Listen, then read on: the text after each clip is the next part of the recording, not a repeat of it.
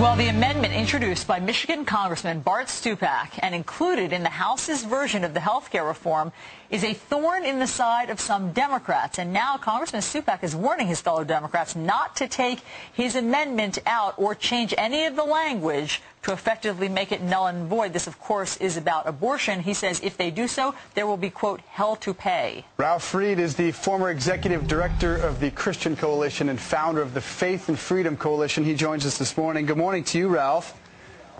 Good morning. Good to be with you. Good to have you. There were reports that there was kind of a backroom deal. Nancy Pelosi saying, we're going to take this language out in conference. Don't worry about it. Just agree with it now. Might this entire health care package fall apart over one issue, abortion?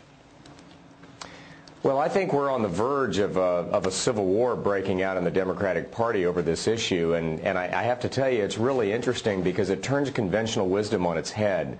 The conventional wisdom in Washington has always been that this issue was a liability to the Republican Party because it allegedly turned off moderate and women voters. I never bought into that conventional wisdom. I've never seen that borne out in polling.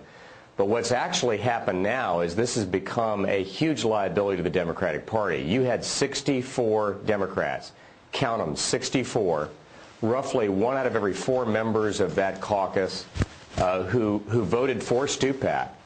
And if they try to play games and take that language out of the bill in a conference committee, should it pass the Senate, and I don't think that's a sure thing, by the way, I think at least half of them will vote against the bill on final passage. It is ironic that an issue that has barely been mentioned for the last year and a half or 2 years could be the issue that sinks health care reform. And, of course, what we're talking about here is this language that guaranteed that no federal dollars would go towards funding abortions. So, as you said, these dozens of Democrats signed on to the health care bill once that was inserted. But there's no guarantee of what will happen when they try to strike this compromise with the Senate. So what does Congressman Stupak mean when he says there'll be hell to pay? I think he means, Allison, exactly what I just said, that he will lead a charge to defeat the bill on final passage. And look, you know, Washington may be an island of fantasy surrounded by a sea of reality. But even they can read the results from the New Jersey and Virginia elections. A pro-life Catholic governor elected in New Jersey, Chris Christie. Bob McDonnell, a pro-family, pro-life, unapologetically so, by the way, gubernatorial candidate in Virginia, elected in a landslide, carrying every district of every Virginia Blue Dog. They're about 10% of the total we're talking about by an average margin of 20 points. So these Democrats understand the wind has shifted.